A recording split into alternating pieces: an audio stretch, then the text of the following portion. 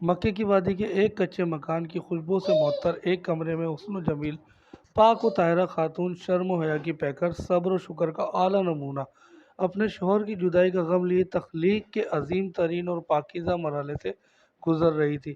آج کی رات ان کی زندگی کی سب سے خوبصورت رات تھی، کیونکہ یہ کائنات کے حسین ترین لمحات تھے کہ آج وہ ہستی اس آج دنیا میں جلوہ گر ہونے والے تھے، کہ جن کے لیے یہ ساری کائنات سجائی اور سنواری گئی تھی، جن کی محبت کی خوشبو اللہ پاک نے سارے عالم میں سمو دی تھی۔ وہ مرحلہ جو دیگر عورتوں کے لیے کٹھن اور درد و برا ہوتا ہے، وہ حضرت بی بی آمنہ کے لیے نہایت آسان کر دیا گیا۔ چاروں طرف ایسا نور پھیل گیا کہ شام کے محلات بھی حضرت آمنہ کو نظر آنے لگے۔ فتح الباری جلد نمبر 6 صفحہ نمبر 454 پر علامہ ابن حجر عسقلانی لکھتے ہیں کہ حضرت عثمان بن ابی العاص اپنی والدہ سے روایت کرتے ہیں، وہ فرماتی ہیں نبی محترم کی ولادت پر میں حضرت آمنہ کے پاس حاضر تھی۔ جب انہیں درد ذا لاحق ہوا تو میں نے دیکھا کہ آسمان کے ستارے اس قدر نزدیک ہو گئے کہ گویا مجھ پر گر پڑیں گے۔ یہ دیکھ کر ہم حجرہ سے باہر نکلی، دوبارہ اندر گئی تو حضور پیدا ہوئے اور ایک ایسا نور نکلا کہ جس سے سارا گھر روشن ہو گیا۔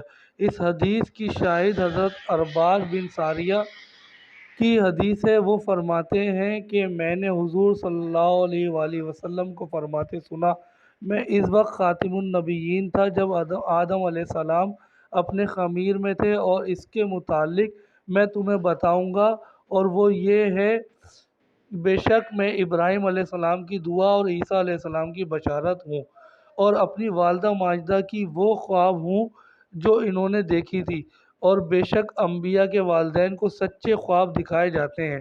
اور حضور صلی اللہ تعالیٰ علیہ وآلہ وسلم کی والدہ ماجدہ نے حضور علیہ الصلوۃ والسلام کو جنتے وقت ایک ایسا نور دیکھا تھا جس سے شام کے محلات روشن ہو گئے اس تھے۔ حدیث کو امام ابن حبان و حاکم نے صحیح کہا، اور امام احمد کے نزدیک ابو امامہ کی حدیث اسی کی مانند ہے، اور ابو اسحاق نے سور سے بروایت خالد بن معدان حضور صلی اللہ علیہ وسلم کے اصحاب سے بھی اسی کی مانند روایت کیا، اور اس روایت میں ہے کہ اس نور کی وجہ سے ارض شام کا شہر بصرہ روشن ہو گیا، جبکہ ابن کثیر اسی واقعے کو اس طرح روایت کیا گیا ہے کہ ولادت و باسعادت کے وقت جو نور محمدی چمکا، اس کی روشنی میں ملک شام کے شہر بصرہ کے اونٹوں کی گردنیں چمکنے لگی۔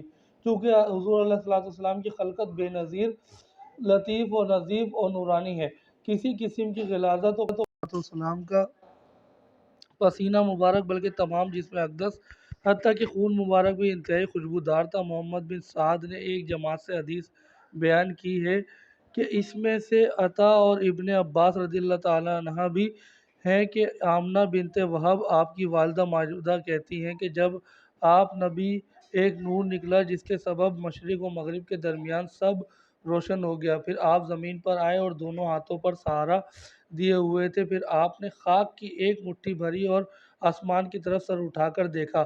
حضرت امام ابو نعیم اصفہانی دلائل النبوہ میں بیان کرتے ہیں کہ حضرت حسان بن ثابت رضی اللہ تعالیٰ عنہ سے نقل کیا ہے کہ میں 7-8 برس کا تھا اور دیکھی سنی بات کو سمجھتا تھا۔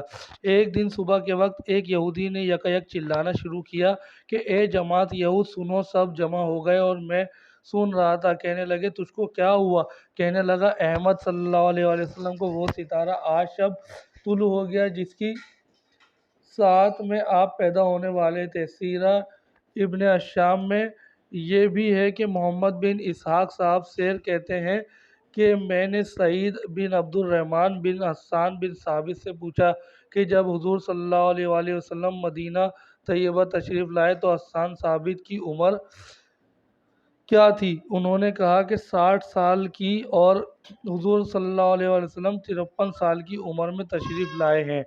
تو اسی حساب سے حسان بن ثابت رضی اللہ تعالیٰ عنہ حضور صلی اللہ علیہ وآلہ وسلم سے 7 سال عمر میں زیادہ ہوئے، تو انہوں نے یہ مقولہ یہود کا 7 کی سال یہی روایت امام بہقی نے بھی لکھی ہے۔ حضرت عائشہ رضی اللہ تعالیٰ عنہ سے روایت ہے کہ ایک یہودی مکہ آس رات مکہ داخل ہوا کہ جب حضور صلی اللہ علیہ وسلم کی ولادت ہوئی تو وہ لوگوں کو جمع کر کے پوچھنے لگا کہ آج کس قریشی سردار کے گھر بچہ پیدا ہوا ہے۔ لوگ اس یہودی عالم سے کہنے لگے کہ آج تو صرف ایک ہی بچے کی چرچا ہے کہ جو عبداللہ بن عبد المطلب کے ہاں پیدا ہوا ہے۔ اس یہودی نے درخواست کی، میں ایک دفعہ اسے دیکھنا چاہتا، جسے حضرت عبد المطلب نے قبول فرما لیا۔ اس مشرق و مغرب سے اس کی خبریں آئیں گی۔ سرور کائنات آقا نامدار حضرت محمد صلی اللہ علیہ وآلہ وسلم پاکیزہ بدن، ناف بریدہ ختنہ کیے ہوئے، خوشبو میں بسے ہوئے بحالت سجدہ، مکہ مکرمہ کی مقدس سرزمین میں اپنے والد ماجد کے مکان کے اندر پیدا ہوئے۔ باپ کہاں تھے جو بلائے جاتے اور اپنے نونہال کو دیکھ کر نہال ہوتے؟ وہ تو پہلے ہی وفات پا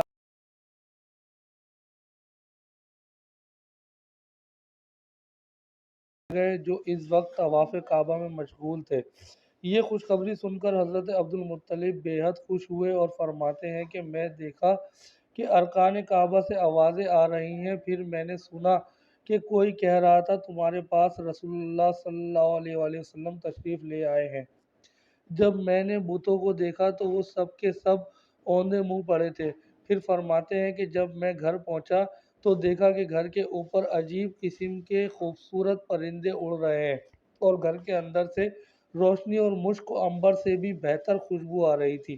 اس کے بعد حضرت عبد المطلب نے والہانہ جوش محبت میں اپنے پودے کو کلیجے سے لگا لیا، پھر کعبہ میں لے جا کر خیر و برکت کی دعا مانگی اور محمد صلی اللہ علیہ وآلہ وسلم نام رکھا۔